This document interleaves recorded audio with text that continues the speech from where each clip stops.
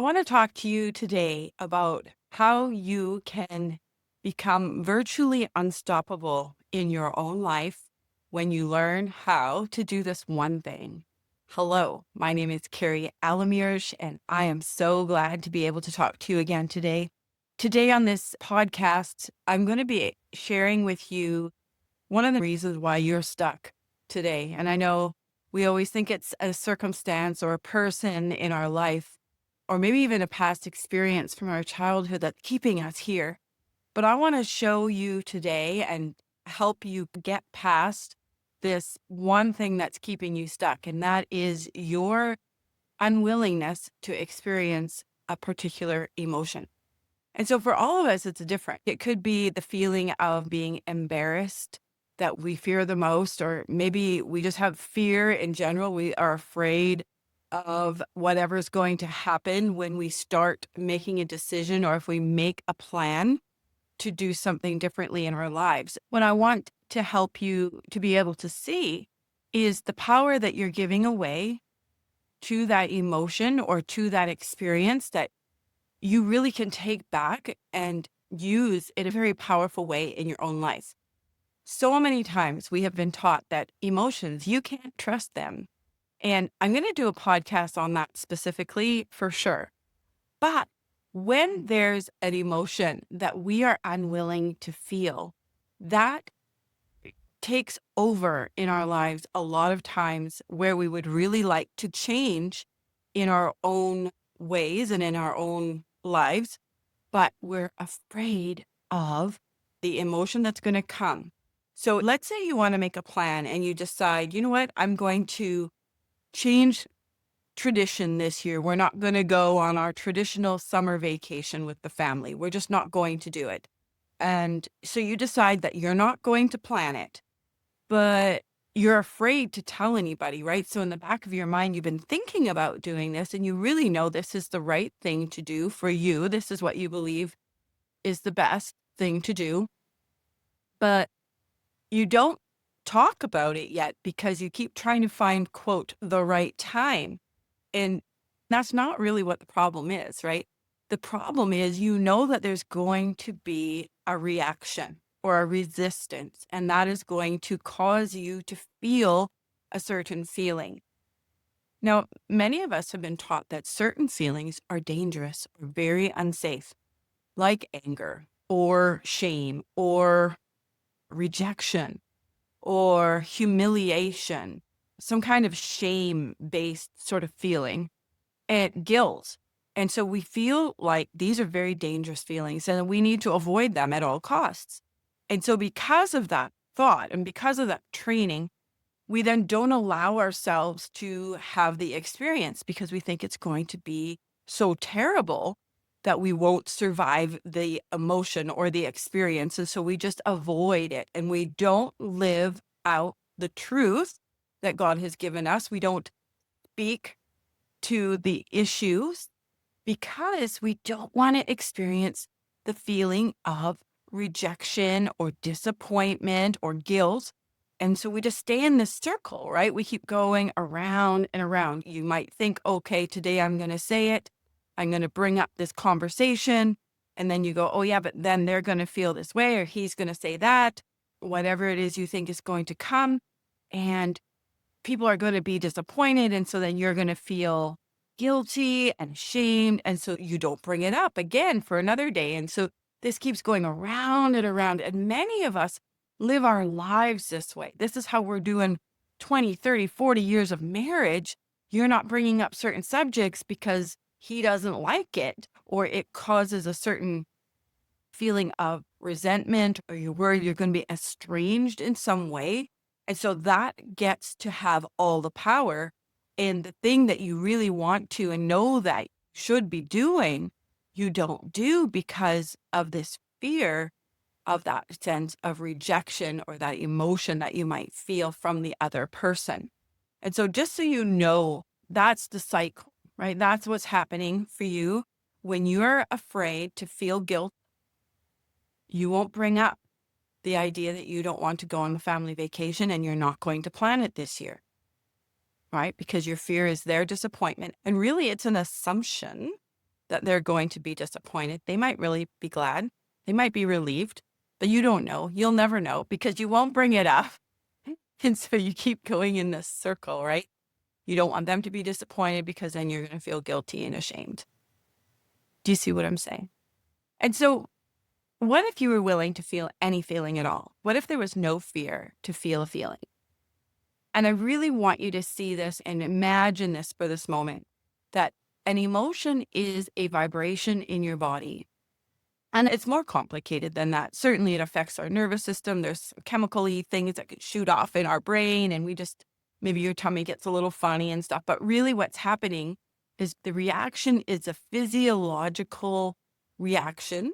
That's what's happening in your body. So, because we've never really been taught what an emotion is, what causes one, and how to experience one, we get afraid. We think this is dangerous. It's funny how some of you are even afraid of a really good emotion because you think this is too big. I won't be able to handle it. And how will I experience life when I come down off this amazing high? And so you start dampening it already because you're afraid of the aftermath of what it's going to be like if you get too excited or you feel too in love. Maybe if you've ever seen your newborn grandbaby and you just get all that excitement, sometimes some of you temper it with, I don't know what's really going to happen and I hope they're okay and maybe they're not healthy. And you go down that whole road just to try to manage your emotions instead of allowing and experiencing it. Now, emotions are amazing. To feel the full gamut of what it really truly means to be alive means that we must be able to experience our emotions and allow them to be there. They're beautiful. But the thing is, the emotions are not your enemy. They're there for you. We've been made in the image of God Himself. God has emotions. And we saw Jesus's emotions. He was a sinless human, God man, who had emotions. And He didn't push them away, right? And so let's just accept the fact that some part of us is made to be this way, to reject and to push away a piece of yourself, of your full being. Would just be such a shame to miss out on who you are and who people around you are when they experience their emotions. And yes, we are to be self-controlled. And I think that's incredibly important, especially when we go down this road, right? I'm not talking about abandoning your good sense and self-control that we have been given. All of us have self-control, by the way. You might be not practicing it, but it is there. It's available to you at any time because you have the Holy Spirit living in you. You have this spirit of power, love, and self-control in you today. If you are a follower of Christ, all of those things belong to you because you have the Holy Spirit. And so we can practice our self-control and our power and our love as a way of maybe balancing and grounding our emotions in that power and self-control. Okay. So let's just stop here for a second. I want to ask you to go through this experience with me and to do it intentionally. Now, if you're driving a car, you're listening to this podcast while you're running down the road, please just keep your eyes open. But otherwise, if you're sitting somewhere, if you're watching this on YouTube, hey, YouTube, I'm new here. Just go ahead and close your eyes and invite the emotion in by thinking the thought about what it is that you know that you have been putting off. What is the conversation? What is the boundary? What is the new thing that you know that you want to do and you are not saying it? I want you to go ahead and sit here now, close your eyes and imagine that happening right now. Feel it in your chest. I always put my hands crossed on my chest and just feel it. This is where I feel it the most, somewhere close to my throat, in my heart, throat sort of area. Some of you, maybe it goes right to your gut and you just feel it right in the very pit of your stomach. And so if you would allow that feeling to be there, experience it, the anger, the guilt, the shame, the disappointment, the rejection, and just let it be there. Now open your eyes, look around. We're still here. You're fine. Maybe your knees feel a little weak. Maybe you feel a little adrenaline and you need to do some breathing just to release some of that energy that you've built up in your body. But I want you to know you're fine. It's okay. And so when you realize that an emotion can't hurt you, grief is something else. Grief is a whole state of being. It affects so much about who we are. I don't use that one lightly when I'm thinking about some of the other emotions. Grief, I remember when my dad died, it actually affected my eyesight and my vision was impaired for quite a while because of the shock in my body that I experienced. And I think sadness is different, right? Grief is a whole other animal. And so I would love to speak specifically about grief because I think we don't address that often enough either. We haven't, as Christians, very often discussed grief in a very deep and meaningful way. We act sometimes like it's something that we just have to get over or live with. And so just for the purpose of this exercise, we're talking about things that you've been putting off, that you know that you really want to do, or that you want to say. And maybe it's just speaking up and saying that, yes, I like this. No, I don't like that. Something. And you are avoiding it. You're not saying it because of the fear. And sometimes we have a message from God. We're not willing to speak out because we're worried that somebody else is going to think we're wrong and then we'll be embarrassed. And so the worst feeling for some of you is to feel embarrassed. And so you will avoid that at all costs. And I just want you to go ahead and imagine saying it and everybody's laughing at you and now you're so embarrassed. You just want to climb under a table somewhere and disappear.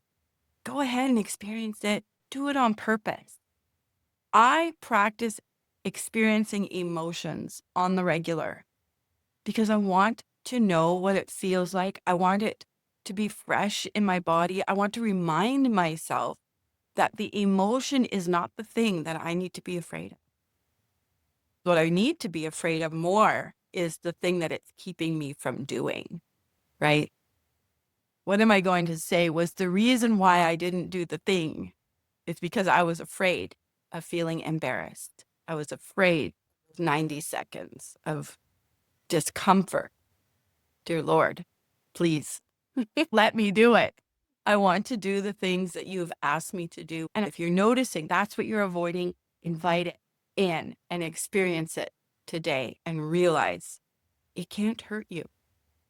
I hope that this has helped you. If you are struggling with some of this stuff, if you're thinking, like, I don't get it. Somehow that doesn't make sense in my life, but I know that something Carrie just said today is something that I want to address in my life.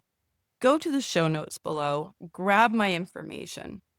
You can look me up online, grab the information, reach out, make a call, phone me, email me, whatever it is, however it is you want to be in touch, text, I don't care. But I would love to be able to help you be set free from this fear of experiencing an emotion. It is just really such a powerful move. You can become unstoppable in your life if you're willing to feel whatever that feeling is that's keeping you stuck. Okay, we'll see you again real soon.